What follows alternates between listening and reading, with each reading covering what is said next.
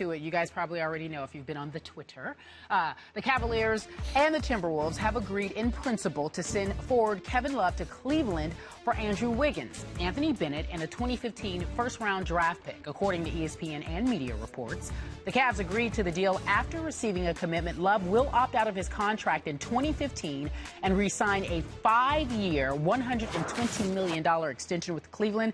Sources tell Yahoo Sports that. No trade can be finalized, though, until August 23rd because Wiggins, the #1 pick in this year's draft, cannot be traded for 30 days after signing his rookie contract. Stephen A. Smith, we now have this information. How good will the Cavs be? Well, first of all, I think they're going to the finals. Let me be very, very clear about that. One thing I want to do before we even get into this, give props to our competitor, Adrian Wojnarowski, for Yahoo Sports. He's been all over this, of course, along with our boy Chris Broussard. Both of them deserve a lot of credit. They've been all over this from day one. And Windhorst has been in. And Windhorst as well, of course. Anything yes. associated with LeBron James, Brian Windhorst is all over. So we understand that. Let's just do that, get that out the way.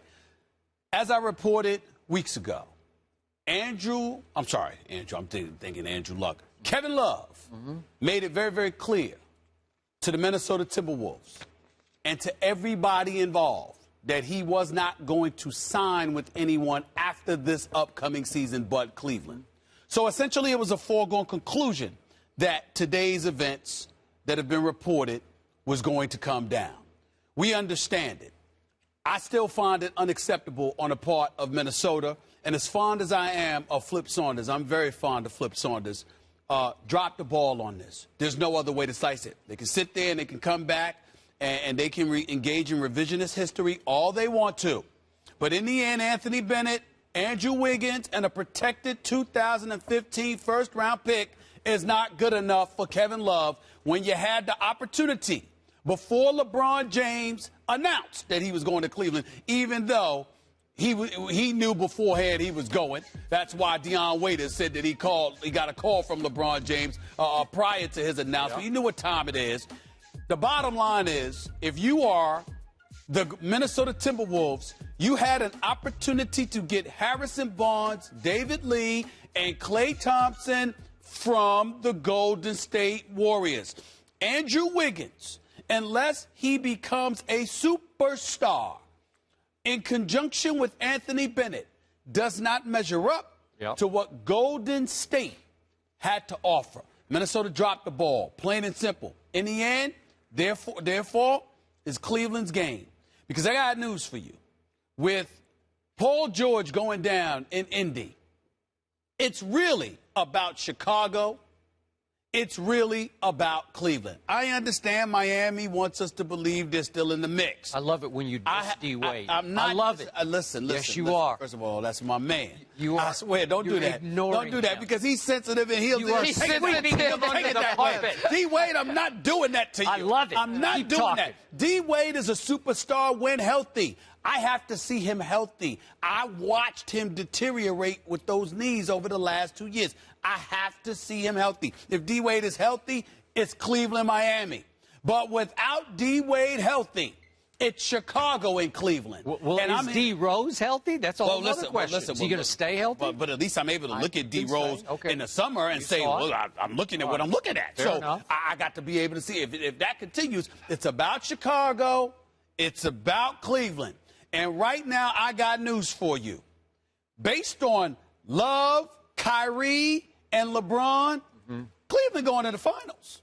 Cleveland going to the finals. And unless I'm telling you right now, that I cannot see any way outside of Derrick Rose looking like the Derrick Rose of old. I cannot see any way that anybody in the East is going to derail Cleveland from going to the finals. But that's assuming LeBron continues to be LeBron. Because with all of this weight loss and all of that other stuff, you know, I'm hopeful that he might be half a LeBron. That's what I'm saying. But I'm going to bet my money on King James. So Cleveland going to the Cleveland going to the finals. It's a fact. Right? If Cleveland with this roster and what I'm seeing in the East, right now they're my favorite to go to the finals. Period. As usual, you went many directions to start this show, so I have to take them one at a time. Well, if you didn't interrupt I liked all of them. I liked them all. You took me different places with your questions. Back to the start. My first reaction to this is a big wow. Because if you recall, when LeBron James first wrote his essay for Sports Illustrated and we reacted to that, when LeBron said he was going home, I feared that he was going south because I could not figure how he was going to take a 33-49 team that had just lost Lou Ding and C.J. Miles and Spencer Hawes, who went to the Clippers. You lose that from a team that went 33-49, and all of a sudden you're going to tell me it should be in the mix to win the East?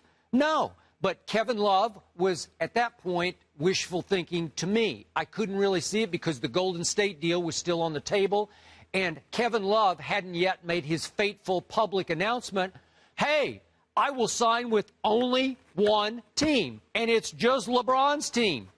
Well, all of a sudden, can you blame Steve Kerr and company, and you know all the brass there, but if they're going to rent Kevin Love for a year, are you going to give up Klay Thompson? Seriously. No. What I'm saying to you is that before LeBron decided to go to Cleveland, Golden State was on the table. Yeah. And there's a very legitimate chance. If you recall, Kevin Love had reportedly stated, this is what he stated, Golden State or Chicago.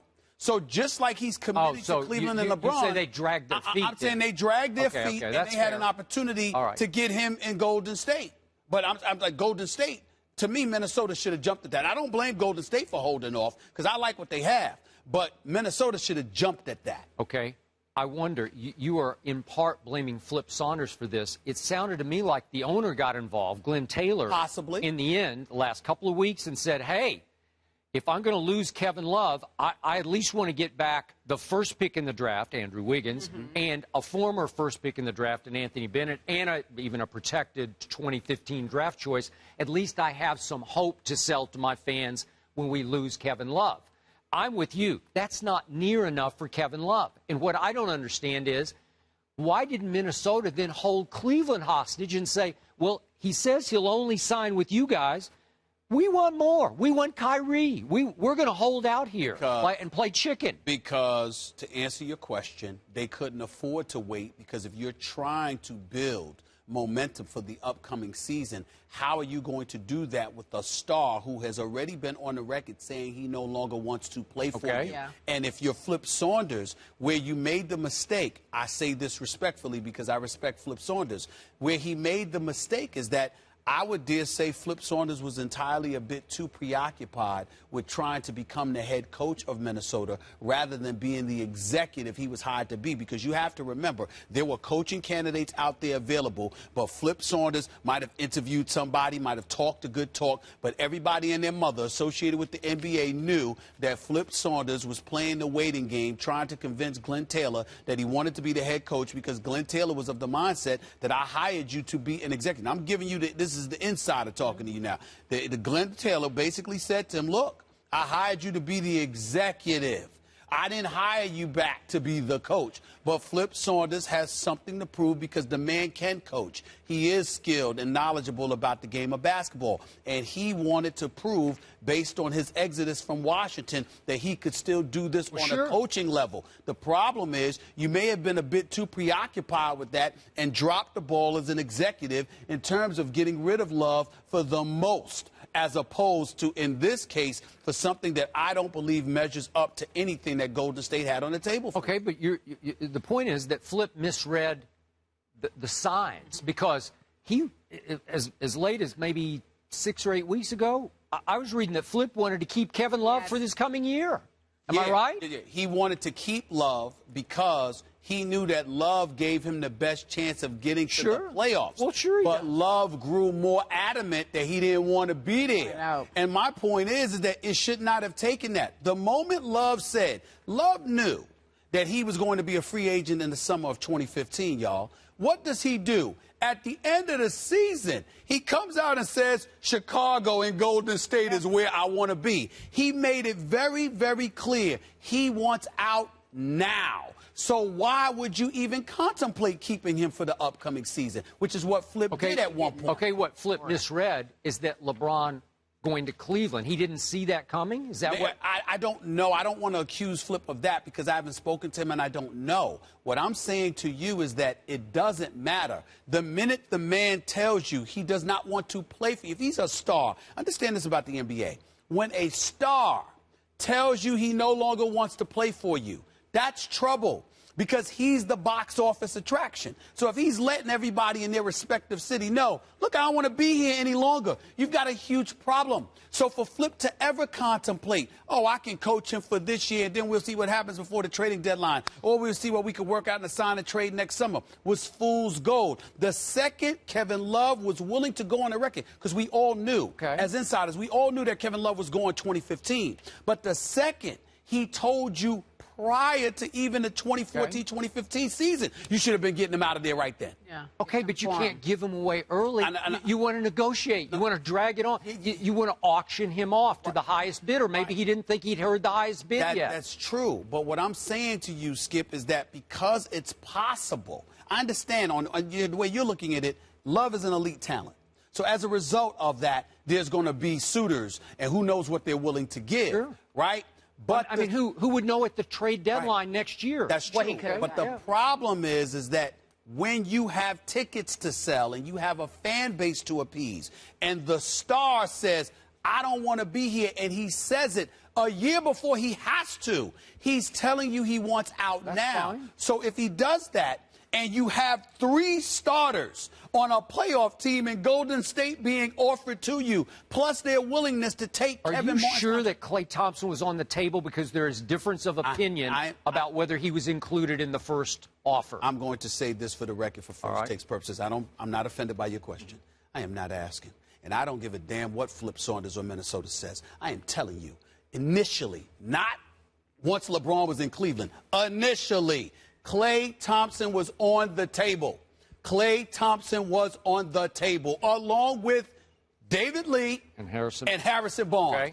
And they were willing to take Kevin Martin's contract if Minnesota was willing to forfeit the number 13 overall pick in this past draft, which was the kid out of UCLA. Flip didn't want to give that up. But my point is, if you got somebody to take Kevin Martin's contract from you, plus they're willing to give you 3 starters, but wait a second. You do it. Okay, but you're using 2020 hindsight right now, because he did not know that LeBron was going to leave Miami to go home. And once he went home, Flip got checkmated by Kevin Love, who suddenly announces, wait a second, I'll only sign with LeBron. And I'm saying to you that's fair, but let's not act like I'm engaging in a history that is attached to LeBron going to Miami. Before LeBron went to Miami, I was right here in this seat.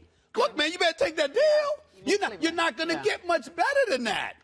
Because of the kind of things you were saying. For Love's 26-12, you also saw a guy that wasn't considered the most athletic person in the world, that was considered somewhat cancerous in the locker room, even though I think that's unfair to him because I like Kevin Love and I didn't get that. But there were J.J. Barea and other players that stepped to him. Plus, you I've heard that many times. That's right. I've heard that about him. Plus, you had a guy that is considered incredibly challenged defensively. So the combination of the 3 elements. By the way, they never did make the playoffs one time. Right. The last thing. But you pointed those things out. Well, that's what other executives were pointing out. So if you do that, knowing the game of basketball, you got to ask yourself, what are the chances that I'm going to have of getting 3 starters? Not to mention, and I'm not saying Golden State was just willing to give Klay Thompson away. There was tremendous trepidation, and they were a divided camp in Golden State because some people wanted to hold on to him. But make no mistake about it, in the end, to get Kevin Love, Klay Thompson was on that table. And I'm telling you right now, Klay Thompson, everybody keep talking about Steph Curry. You know that's my man. I love Steph Curry's game.